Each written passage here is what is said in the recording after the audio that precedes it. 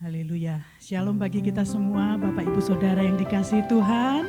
Puji nama Tuhan, sampai berjumpa kembali. Kita berjumpa kembali dalam pertemuan ibadah kita pada pagi hari ini. Semua karena kebaikan Tuhan, amin.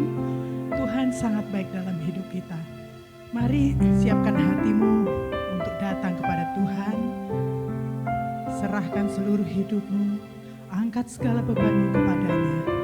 Percaya, Dia Allah yang sanggup menyembuhkan sakitmu. Dia Allah yang sanggup memberi kekuatan baru bagimu. Dia Allah yang sanggup menghiburkan engkau. Dia Allah yang memenuhi segala keperluanmu seturut dengan kehendaknya. Mari puji nama Tuhan dan katakan, sebab Tuhan baik, haleluya. Engkau baik Tuhan. Sebab Tuhan baik, sebab Tuhan baik, sebab Tuhan baik, engkau baik Tuhan. Sebab Tuhan baik, anugerahnya kekal selamanya.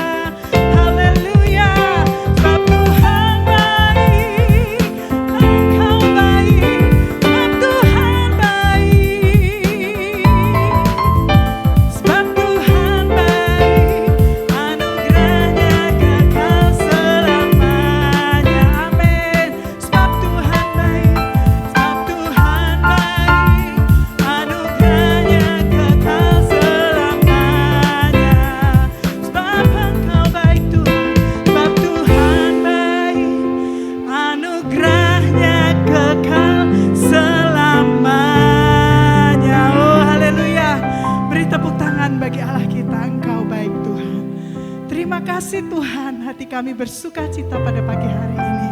Sebab kami boleh merenungkan kembali betapa baiknya Engkau Tuhan dalam kehidupan kami.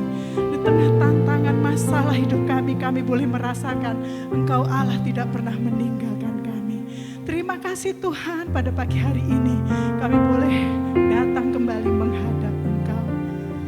Kami siapkan hati kami Tuhan, kami siapkan seluruh hidup kami. Kami juga mengakui betapa banyak dosa yang kami lakukan sepanjang minggu yang lalu Tuhan. Oh Tuhan, biarlah dengan darah-Mu Kau sucikan setiap kami dan Kau layakkan setiap kami. Kepada pagi hari ini kami layak di hadapan-Mu. Ini kami Tuhan, anak-anak-Mu. Ini kami merendahkan hati kami di hadapan-Mu. Ini kami bawa seluruh hidup kami ke dalam tangan-Mu. Segala beban masalah hidup kami letakkan di bawah kaki salib-Mu yang berkuasa. Terima kasih Tuhan. Kami percaya yang sakit disembuhkan oleh Tuhan. Kami percaya yang lemah diberi kekuatan yang baru. Kami percaya yang miskin diperkaya oleh Tuhan. Terima kasih Tuhan. Kau Allah kami, sumber kehidupan kami. Layaklah Engkau disembah pada pagi hari ini Tuhan. Haleluya. Amin. Silakan duduk kembali. Banyak yang Kau perbuat di dalam hidupku. Rancangan indahmu terjadi di hidupku. Bapa yang mengerti segala yang ku perlu. Kasih-Mu sempurna, kasih-Mu sempurna, nyata dan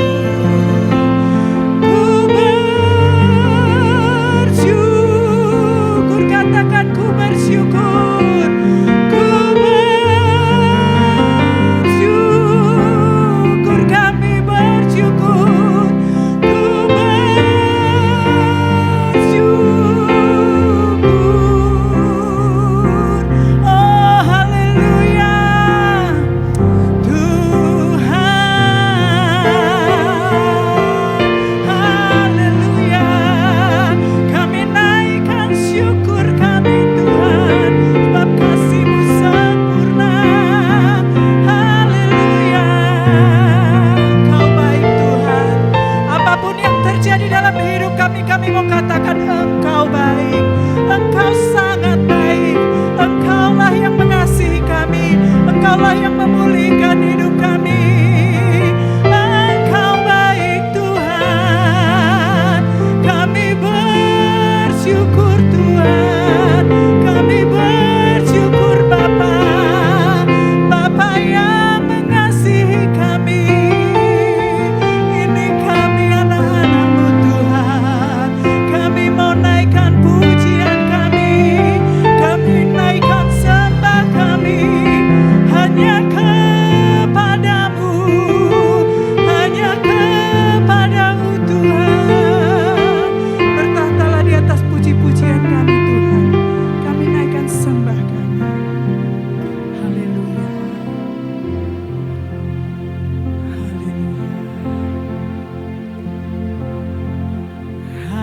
haleluya, haleluya, haleluya, haleluya, haleluya. Engkau yang layak disembah. Haleluya, haleluya,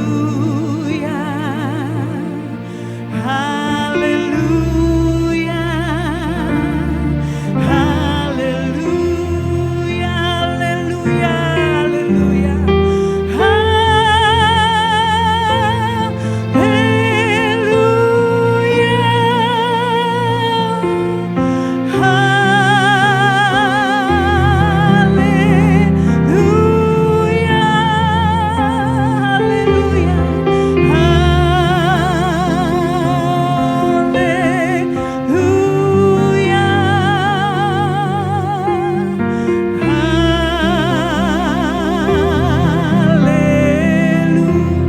katakan haleluya, haleluya.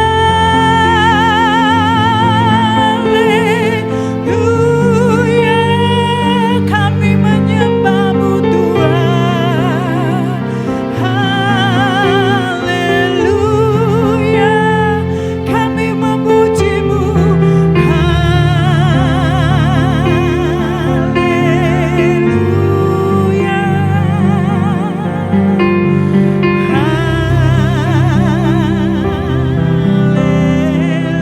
Haleluya, katakan haleluya, haleluya,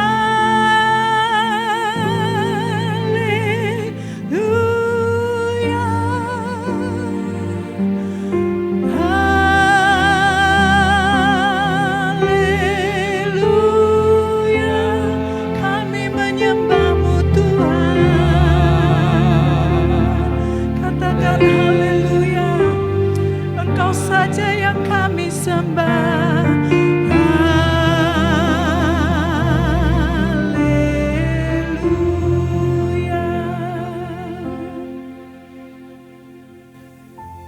Haleluya, terpujilah Tuhan selama-lamanya dan dalam segala situasi. Terima kasih Tuhan, pagi hari ini kami mau dengarkan sabda-Mu. Berbicaralah Tuhan melalui renungan kami yang kami ambil dari tulisan-tulisan Alkitab, dan penyampaian dari mimbar ini diurapi oleh Tuhan, sehingga sesungguhnya kami boleh mendengarkan suara Tuhan yang memberikan petunjuk hidup baru bagi kami. Berbicaralah bagi setiap kami ya Bapa, di dalam nama Yesus Kristus kami berdoa, sama-sama kita berkata, amin. Puji nama Tuhan. Salam Bapak Ibu, selamat hari Minggu. Sementara kita berduka dengan tragedi kemanusiaan di Sigi di Sulawesi Tengah, tetaplah haleluya. Puji nama Tuhan. Tuhan tahu membela dan memperhatikan keluarga yang sedang berduka. Kiranya Tuhan membuat mereka segera terhibur. Saudaraku, pagi ini saya akan menyampaikan firman Tuhan dengan bingkai judul, jangan pernah pergi tinggalkan Tuhan. Jangan pernah pergi meninggalkan Tuhan. Untuk alasan apapun, untuk tujuan apapun. Ada orang pergi meninggalkan Tuhan, secara kasat mata mungkin meninggalkan gereja gitu, tapi belum tentu juga meninggalkan gereja, meninggalkan Tuhan. Karena berdosa. Ada orang pergi meninggalkan Tuhan supaya bisa melakukan dosa. Banyak sebab dan banyak tujuan.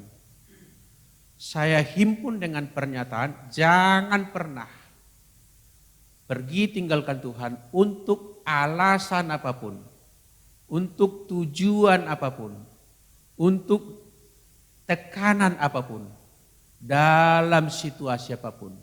Mari kita renungkan beberapa ayat firman Tuhan dari Kejadian pasal 4 ayat 16 demikian. Lalu Kain pergi dari hadapan Tuhan.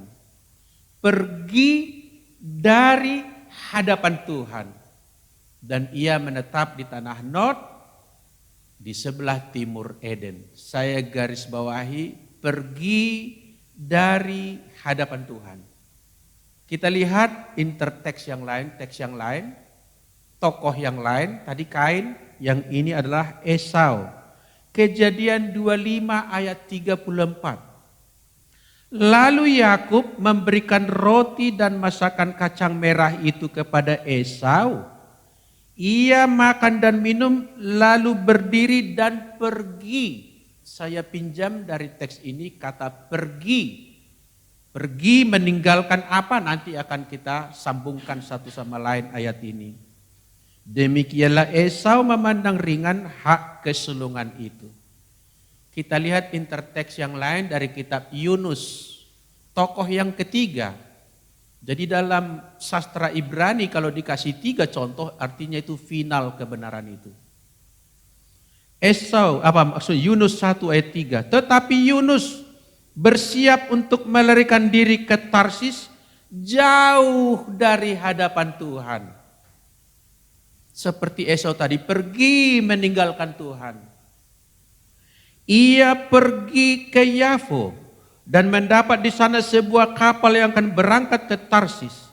Ia membayar biaya perjalanannya, lalu naik kapal itu untuk pergi berlayar bersama-sama dengan mereka ke Tarsis, jauh dari hadapan Tuhan. Pergi meninggalkan Tuhan. Esau meninggalkan Tuhan. Kain meninggalkan Tuhan. Yunus, bahkan dia adalah seorang nabi, meninggalkan Tuhan. Saya mau rangkai kebenaran dari ayat-ayat ini. Pergi itu bukan soal lokasi Bapak Ibu. Bisa saja orang itu tetap stay di tempat itu, tapi sudah pergi meninggalkan Tuhan. Ini soal relasi dengan Tuhan. Bukan soal posisi sebuah lokasi, tetapi soal lokasi hati kita. Kata pergi di sini bukan perpindahan lokasi, melainkan posisi menjauh dari Tuhan. Sehingga bukan soal jarak fisik atau kita sekarang social distancing gitu. Melainkan soal separasi atau keterpisahan secara rohani, secara spiritual. Bahkan mungkin bisa juga orang yang pergi menjauh dari Tuhan itu mungkin masih bisa ikut-ikutan beribadah. Bukankah Paulus berkata, mereka melakukan ibadah tetapi memungkiri kekuatannya. Tidak mengalami perombakan apapun melalui ibadah itu. Hanya seremonial yang diikuti katakanlah secara rutin menurut kalender ibadah agama. Saudaraku yang dikasihi oleh Tuhan, kalau kita melihat Kain tadi, Kain itu berada di lokasi yang sama dengan Habel. Di suatu tempat katakanlah di depan altar. Sama-sama di depan altar, sama-sama sedang memberikan persembahan mereka masing-masing kepada Tuhan Allah. Dan menurut Kejadian pasal 4 itu Habel berkenan kepada Tuhan, kemudian korbannya pun menjadi sedap-sedapan menyukakan hati Tuhan. Sedangkan Kain itu tidak berkenan kepada Tuhan, persembahannya pun tidak berkenan kepada Tuhan. Pertanyaan kita mungkin mengusik adalah, mengapa Kain tidak berkenan kepada Tuhan? Mengapa persembahannya tidak diindahkan Tuhan? Itu adalah soal di dalam hati dia. Memang ada orang menafsir karena Kain mempersembahkan hasil tanaman-tanaman, sedangkan Habel mempersembahkan domba atau binatang. Itu sebuah tafsir, boleh-boleh saja demikian tafsir, tetapi menurut saya bukan soal fisik atau materi yang dipersembahkan kepada Tuhan, tapi soal posisi hati Kain, posisi hati Habel. Maka di Kejadian 4 dikatakan, maka Tuhan mengindahkan Habel dan persembahannya. Maka Tuhan tidak mengindahkan Kain dan persembahannya. Dahulu orangnya, baru persembahannya. Jadi kalau orangnya sudah tidak berkenan kepada Tuhan, apa saja yang dipersembahkan dia tidak berkenan kepada Tuhan. Tapi kalau seorang itu berkenan kepada Tuhan, barangkali hanya bisa memberikan burung tekukur, itu pun berkenan kepada Tuhan. Hanya bisa mempersembahkan tepung jelai dan bukan domba, itu pun berkenan kepada Tuhan.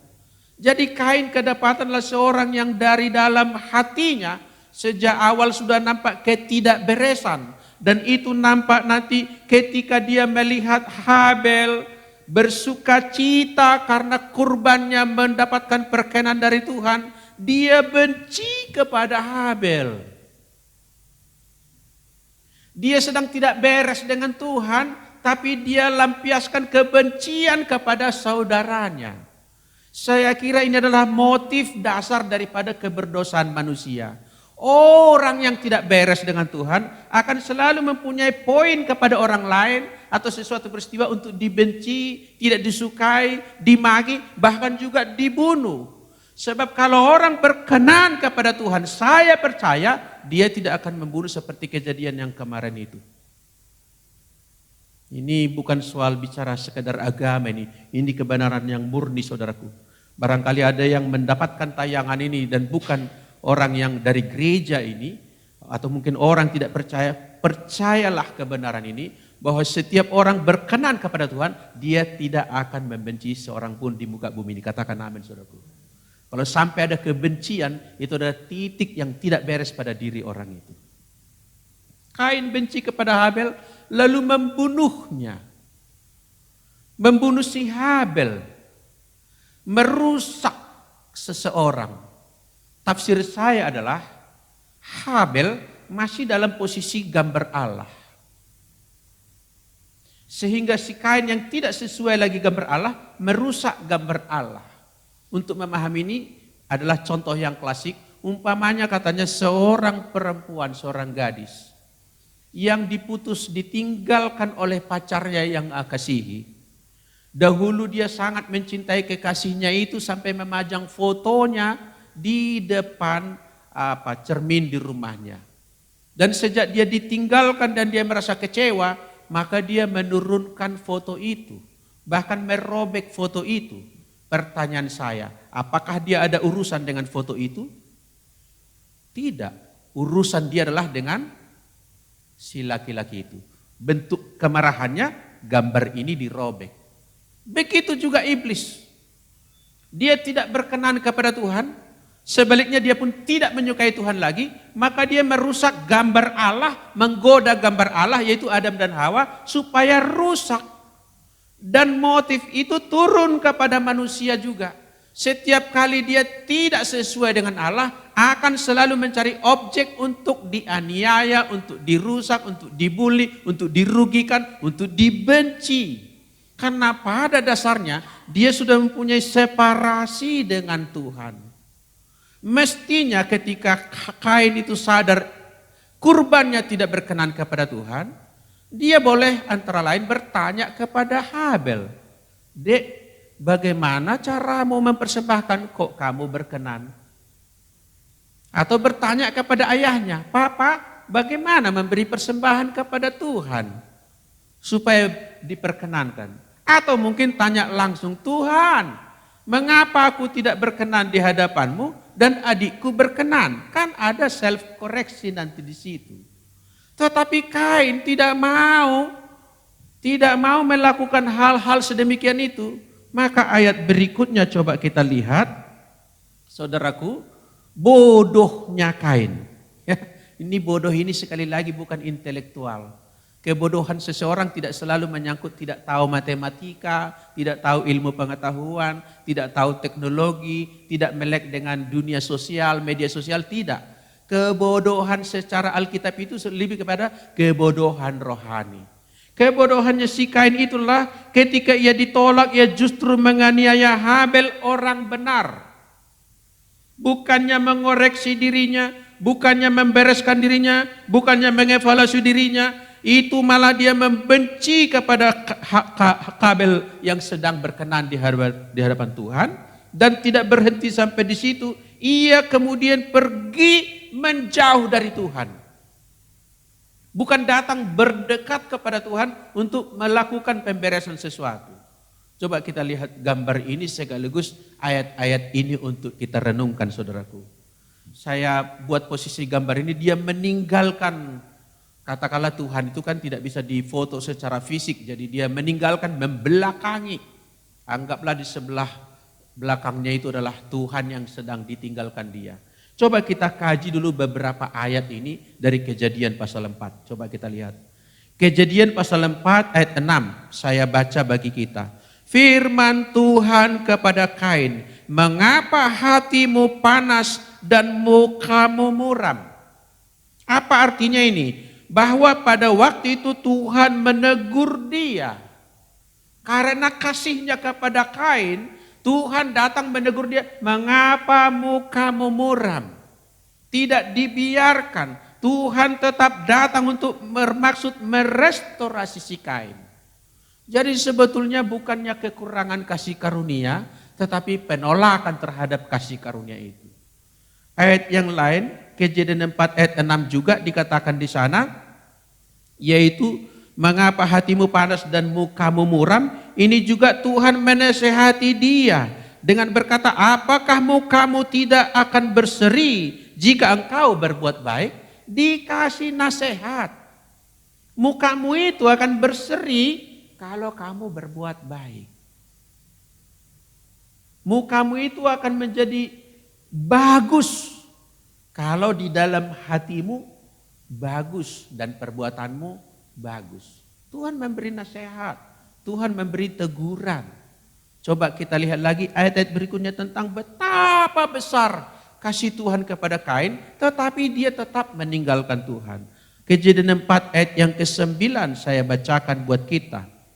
Firman Tuhan kepada Kain, di mana Habel adikmu itu?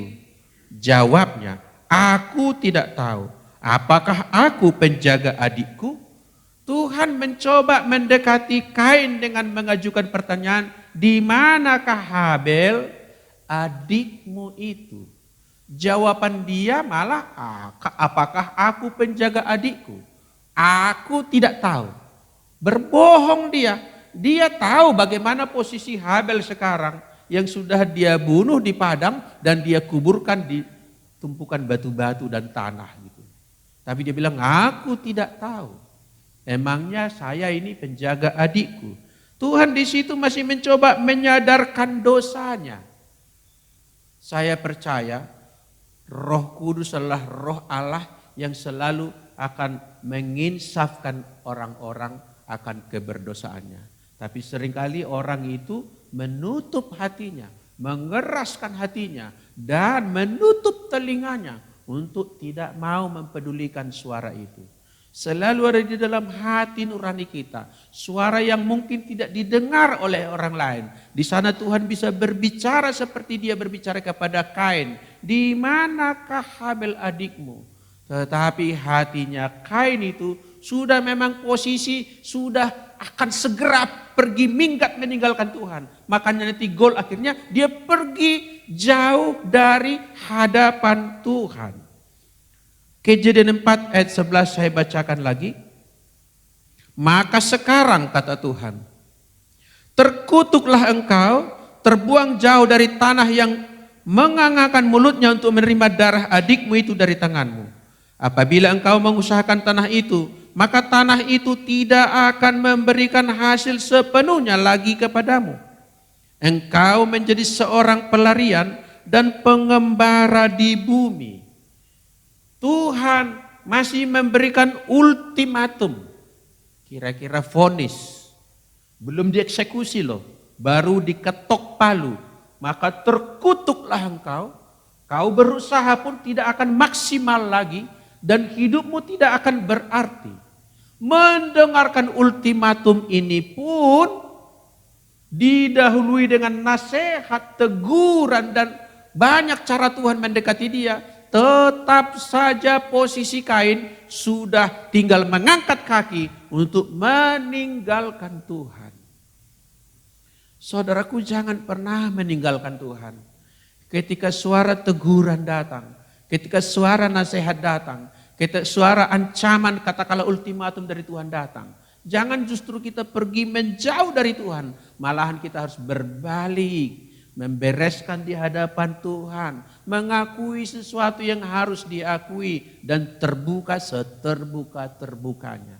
Menurut saya Bapak Ibu, konselor yang agung ini yaitu Tuhan Allah, kepada dia kita bisa terbuka seterbuka-terbukanya, yang mungkin kepada orang lain kita masih menyimpan sesuatu.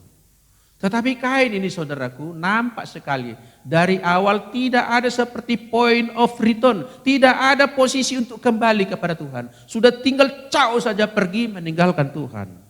Satu ayat lagi kita lihat ayat 15. Firman Tuhan kepada Kain, sekali-kali tidak, barang siapa yang membunuh Kain akan dibalaskan kepadanya 7 kali lipat. Untuk apa Tuhan berkata ini? Karena Kain menawar Tuhan. Di ayat 13, kata Kain kepada Tuhan, hukumanku itu lebih besar daripada yang dapat kutanggung. Engkau menghalau aku sekarang dari tanah ini dan aku tersembunyi dari hadapanmu, seorang pelarian dan pengembara dan seterusnya. Lalu Tuhan masih memberikan janji anugerah. Masih diberikan janji anugerah, yaitu sekali-kali tidak ada yang membunuh engkau. Barang siapa yang membunuh Kain akan dibalaskan kepadanya 7 kali lipat. Kemudian Tuhan menaruh tanda pada Kain supaya ia jangan dibunuh oleh barang siapapun yang bertemu dengan dia. Tetapi ayat 16, lalu Kain pergi dari hadapan Tuhan dan ia menetap di tanah Nod di sebelah timur. Saudaraku, ada memang survei kemarin pun sempat disinggung oleh Bu Gem Suwarni dalam pertemuan rapat kami secara virtual, tentang laporan-laporan penelitian tentang pola beribadah di masa pandemi corona.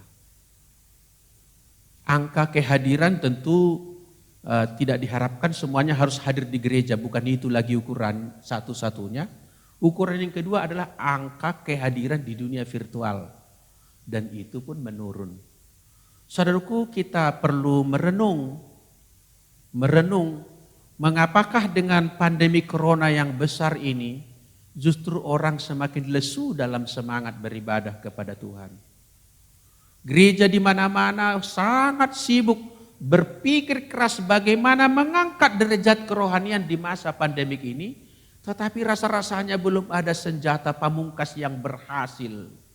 Sudah dikreasi pelayanan multimedia, di-share ke dunia media sosial dengan berbagai cara dan dorongan. Nampaknya pandemi corona tidak mampu memompa semangat kerohanian di tahun ini. Berbeda dengan resesi ekonomi tahun 97, segera orang banyak bertobat pada masa itu. Semangat pencarian kepada Tuhan semakin menggebu-gebu waktu itu. Banyak orang datang bertobat kepada Tuhan pada masa itu.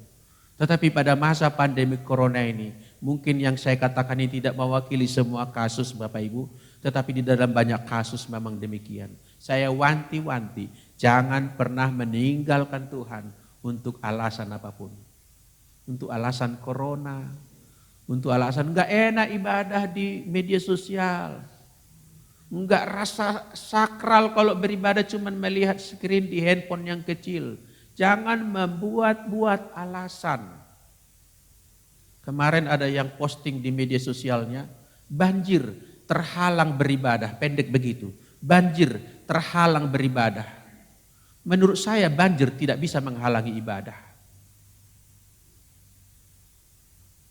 Gempa bumi pun tak bisa menghalangi ibadah. Tribulasi atau aniaya besar pun tidak bisa menghalangi ibadah.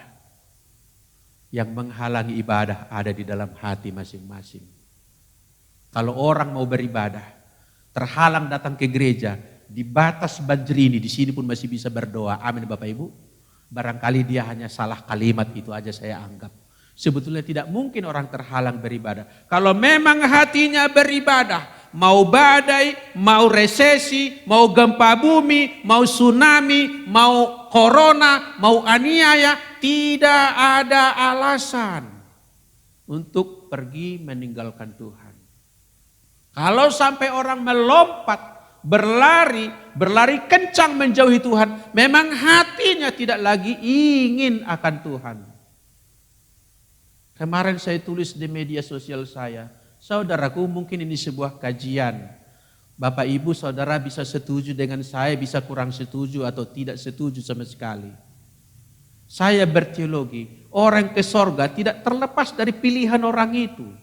Memang Allah memilih kita sebelum dunia diciptakan, ya. Tapi juga tidak lepas bebas bahwa orang itu memilih bagaimana dia menjalani hidupnya. Sebaliknya orang di neraka juga jangan dikatakan bahwa kami dijebloskan ke sini, kami dilemparkan ke sini. Mereka nggak bisa berteriak seperti itu. Kalau mereka ada di sana, itu pilihanmu. Ada masa anugerah di dalam hidup setiap orang.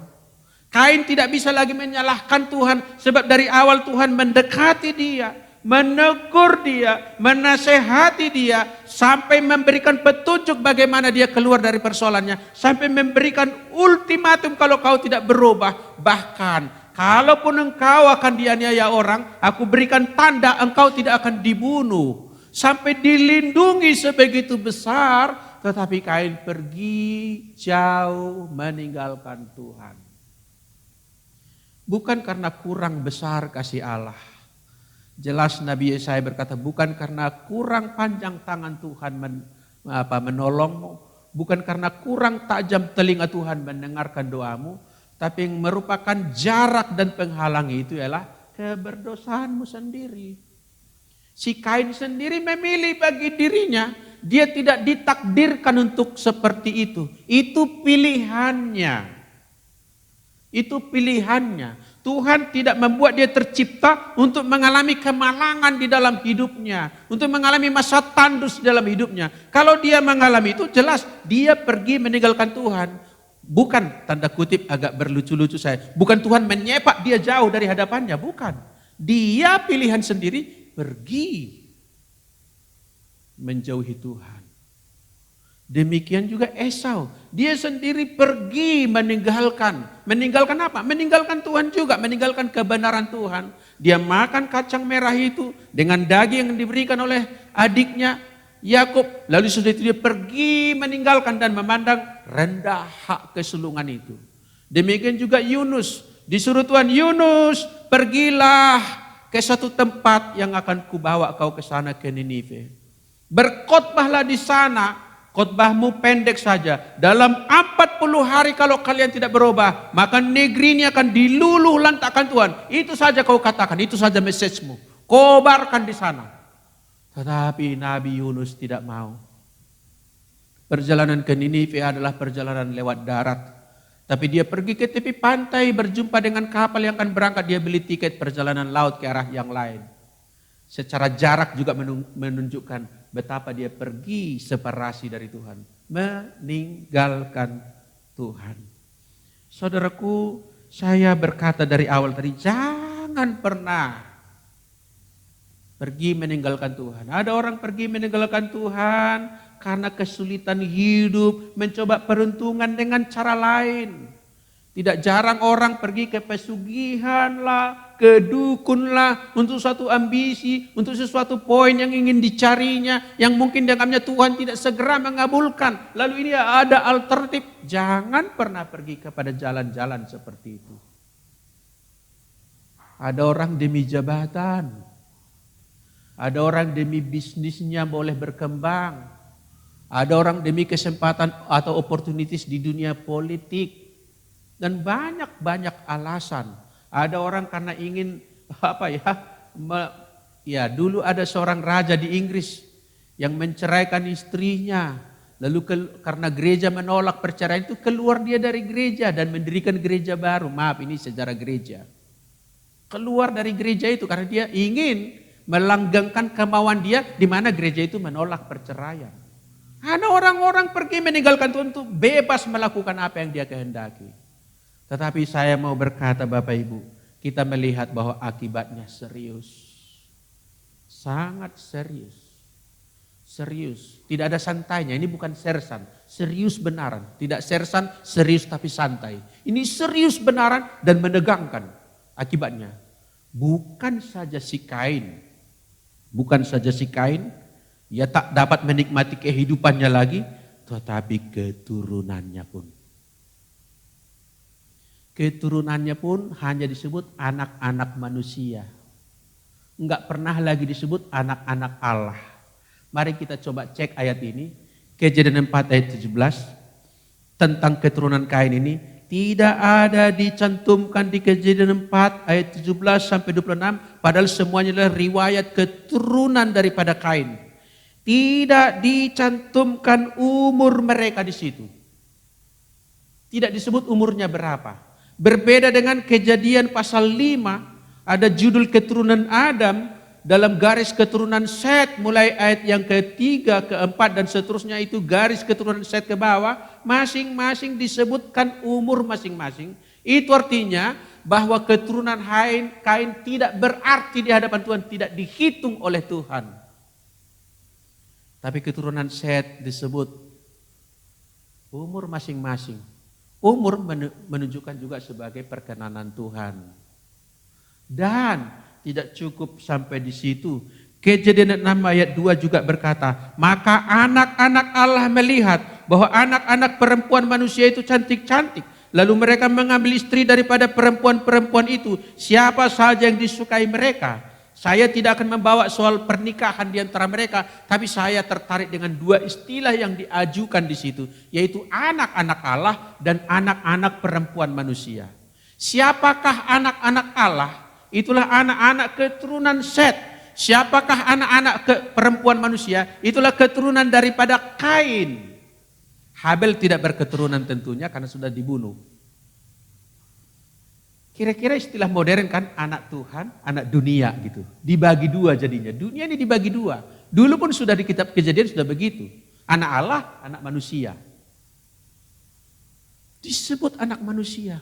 Gara-gara kesalahan satu tokoh namanya Kain yang tidak mempunyai kemauan untuk dipulihkan oleh Tuhan, tidak mau kesediaan dan kerelaan untuk berdamai dengan Tuhan. Walau Tuhan berlimpah-limpah kasih karunia kepadanya.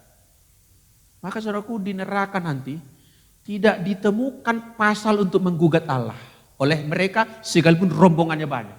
Dicari-cari kesalahan Allah tidak ada. Semua kesana karena kesalahan sendiri. Tidak ada kesalahan Allah. Allah tidak pernah bersalah dalam rancangan dan tindakan maupun rencananya. Tidak pernah bersalah. Saudaraku, gara-gara Kain, anak-anaknya turut menderita. Kasihan. Gara-gara Esau, anak-anaknya tidak mewarisi hak kesulungan, berkat kesulungan. Gara-gara Esau. Maka saudaraku, akibatnya serius saya bilang. Bukan hanya menyangkut diri sendiri. Pernah ada sebuah keluarga bercakap-cakap gitu. Bapak itu tidak mau ke gereja. Anak-anaknya disuruh ke gereja. Kalian ke gereja, istri ke gereja. Bapak kenapa tidak? Kalau aku nggak apa-apa katanya. Nggak apa-apa. Karena dia tidak mau ke gereja karena hidupnya juga jauh daripada nilai-nilai benar. Apa dia bilang? Salahku untuk diriku sendiri katanya. Enggak ikut kalian menanggung katanya. Dinasehati pun bapak itu tidak mau karena dia berkata, salahku aku yang menanggung sendiri. Tapi saya mau berkata, tidak mungkin kita sendiri yang menanggung salah kita. Keturunan kita turut menerima akibatnya. Inilah seriusnya Bapak Ibu. Maka seruan ini, jangan pernah meninggalkan Tuhan untuk alasan apapun dan untuk tujuan apapun. Bandingkan dengan Esau, kemudian keturunan Esau itu juga mengalami kegersangannya sendiri.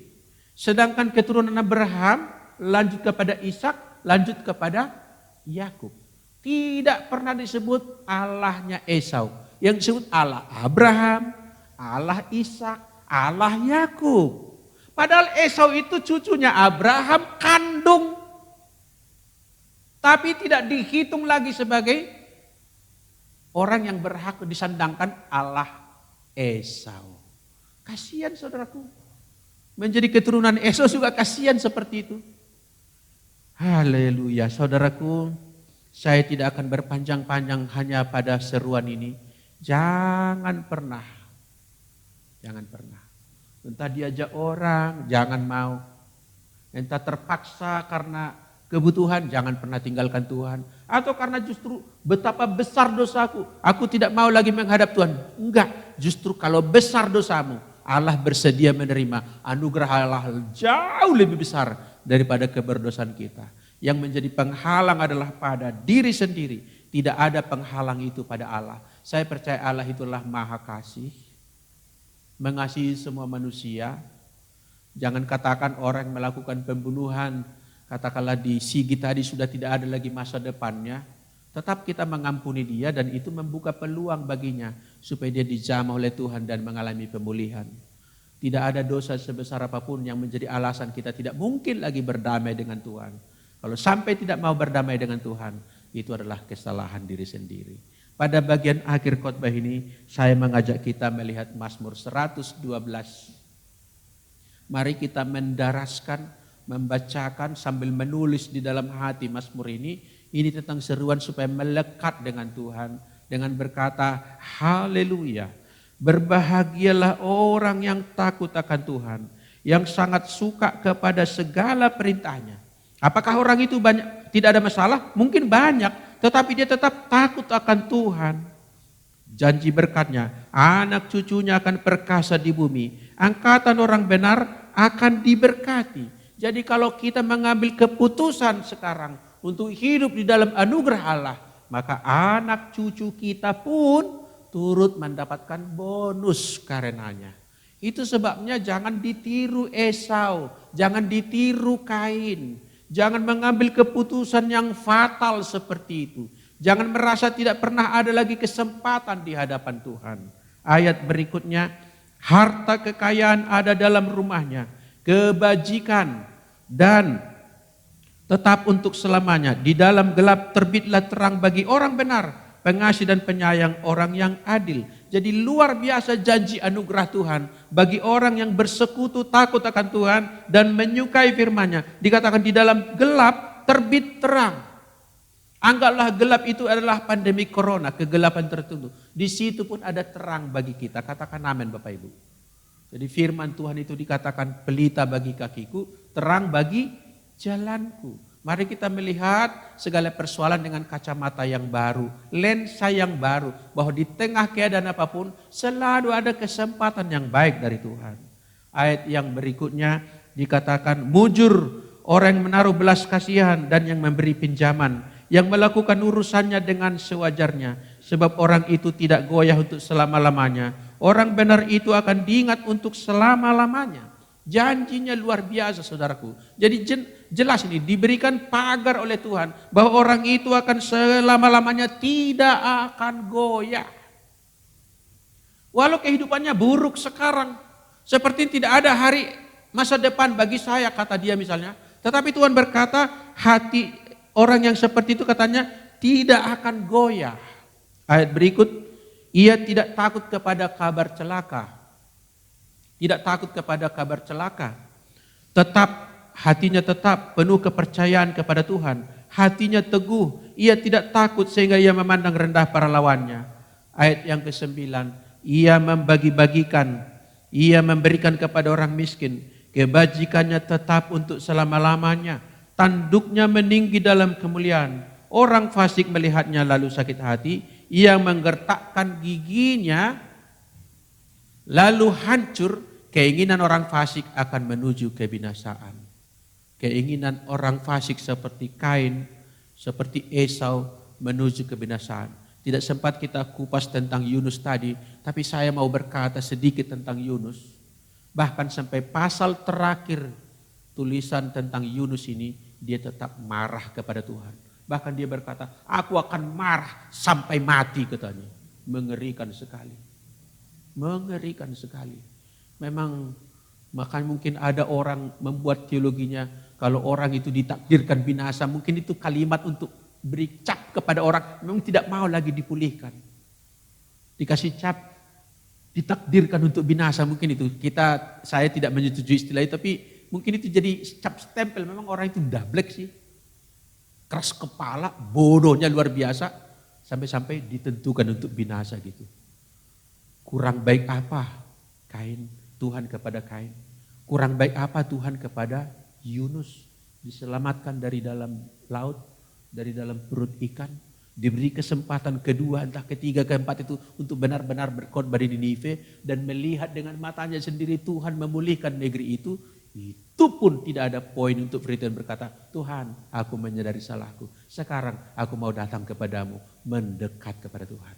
Seruan saya sesuai judul khotbah ini, jangan pernah pergi meninggalkan Tuhan. Tuhan menolong kita, menjaga hati kita, memagari iman kita. Haleluya. Mari kita berdoa. Terima kasih Tuhan, kiranya kami Tuhan dapat menjaga hati kami, menentukan posisi kami, mengambil sikap kami, dan bertindak untuk alasan apapun. Kami selalu datang kepada Tuhan dan tidak pergi dari hadapan-Mu. Kami mau dekat dengan Engkau. Kerinduan kami adalah dekat dengan Tuhan, itu melebihi dari apapun. Sampai dikatakan 1 hari di pelataran-Mu, itu lebih baik daripada 1000 hari di tempat-tempat yang indah di dunia ini. Terima kasih Tuhan untuk firman yang mengingatkan kami.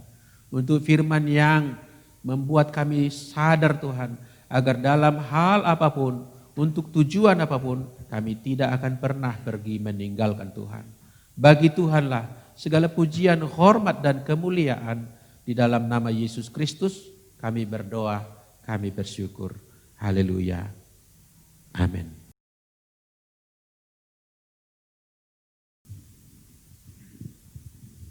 Shalom. Puji Tuhan bahwa hari ini kita sudah mendengarkan firman Tuhan. Biarlah kita tetap teguh di dalam firman-Nya dan kita tidak pergi meninggalkan Tuhan karena kita yang rugi sendiri. Tuhan tidak pernah rugi, kita yang rugi. Baik, kita tetap sampaikan bahwa minggu depan pukul 8 hadir kembali dengan perjamuan kudus. Biarlah kita mempersiapkan hati kita mulai hari ini untuk menyambut minggu yang akan datang. Kita berdoa. Tuhan, kami bersyukur, berterima kasih atas anugerah-Mu. Kami masih dilindungi dari virus-virus corona. Kami bersyukur Tuhan, kami juga dilindungi daripada perpecahan. Walaupun kami sedih Tuhan saat ini mendengar bahwa saudara-saudara kami seiman, di mana di Sigi Tuhan, mereka berpulang dengan cara yang tidak layak kepada Engkau Tuhan. Tapi kami tahu Tuhan, dia sudah menjadi pahlawan iman, dia sampai akhirnya, sampai akhir hayat hidupnya, Tuhan dia tetap pegang teguh kepercayaannya kepada Engkau. Ampuni mereka Tuhan, yang telah melakukan perkara-perkara jahat dan kejam. Tuhan, biar Engkau jamah mereka, sadarkan mereka Tuhan, bahwa mereka telah berbuat yang tidak sesuai dengan akidah agama. Dan biarlah Tuhan Engkau sadarkan mereka, ada Tuhan yang hidup. Masih banyak orang-orang yang seperti itu Tuhan, khususnya di Indonesia ini Tuhan. Biar Kau sadarkan mereka semua. Kembalikan mereka Tuhan ke jalan-Mu. Biar firman-Mu terus menjangkau mereka. Terima kasih Tuhan. Kami berdoa juga Tuhan terus untuk Bapak Presiden kami, Wakil Presiden, dan seluruh jajarannya. Tuhan, Engkau yang memimpin dan memberikan hikmat kepada mereka.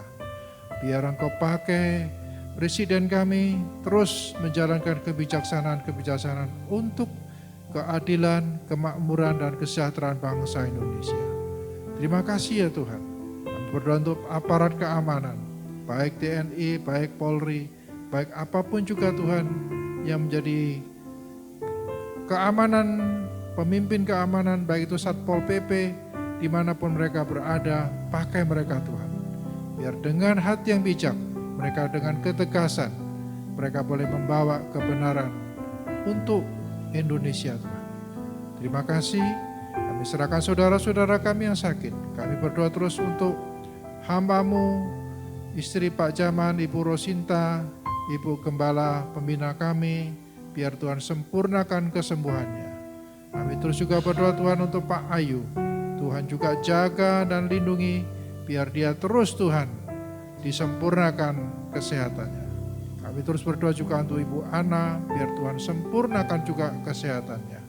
Kami terus juga berdoa Tuhan untuk teman-teman kami, ada Pak Aleng, ada semua yang tidak bisa hadir. Ada Ibu Amoy, Tuhan tetap sertai mereka, biar Tuhan memberikan kesehatan mereka yang sempurna. Kalau kaki-kakinya yang kurang kuat, Tuhan kuatkan, Tuhan sembuhkan. Terima kasih Tuhan. Kami juga berdoa untuk saudara-saudara kami yang sedang sakit, dimanapun mereka berada, yang kami tidak sebut namanya satu persatu. Tuhan sembuhkan mereka, Tuhan jamah mereka. Terima kasih ya Tuhan. Inilah doa kami, hanya di dalam nama Yesus Kristus kami berdoa. Amin.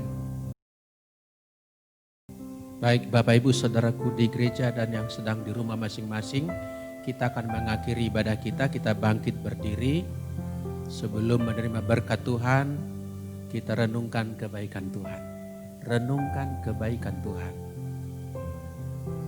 Haleluya, betapa baik Engkau Tuhan. Betapa dahsyat kuasa-Mu. Betapa besar kasih-Mu atas kami. Terima kasih Tuhan, bahkan Engkau rela mengutus anak tunggal-Mu, dan Dia pun rela menyerahkan nyawanya bagi kami, menggantikan kami yang berdosa, agar kami disucikan di dalam anugerah Allah. Terima kasih Tuhan, terima kasih. Kami menyadari kebaikan-Mu dan kami bersyukur kepada Tuhan. Jikalau Kau mendapati Tuhan ada hal yang tidak beres di dalam hidup kami, pada kesempatan anugerah ini kami pun datang mengakui Tuhan supaya kami mendapatkan perkenanan-Mu, mengakui kekurangan dan kelemahan kami agar kami mendapatkan kasih karunia-Mu. Terima kasih Tuhan. Saudaraku yang dikasihi oleh Tuhan, berkat dari Tuhan tidak akan pernah tergantikan. Tidak ada barang penggantinya, tidak ada barang substitusinya, tidak ada pendampingnya. Oleh sebab itu bukalah hatimu, arahkanlah pikiranmu kepada Tuhan Allah kita, dan tadahkanlah kedua tanganmu dan terimalah berkat-Nya turun atasmu. Tuhan memberkati engkau dan melindungi engkau.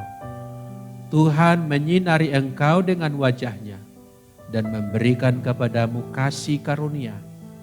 Tuhan menghadapkan wajah-Nya kepadamu dan memberikan kepadamu damai sejahtera. Pulanglah dan lakukanlah firman Tuhan. Tuhan Allah sertamu, menyertai engkau kemanapun pergi, sehingga tidak ada yang celaka, tidak mengalami mara bahaya. Tuhan membuat yang engkau kerjakan menjadi berhasil. Keluargamu menjadi keluarga yang harmoni. Berkat berkelimpahan selalu ada turun bagi kalian. Damai sejahtera dari Tuhan menyertai kita sejak saat ini, esok sampai selama-lamanya. Haleluya, yang percaya kita berkata, amin. Selamat pagi Bapak Ibu, Tuhan memberkati dan salam.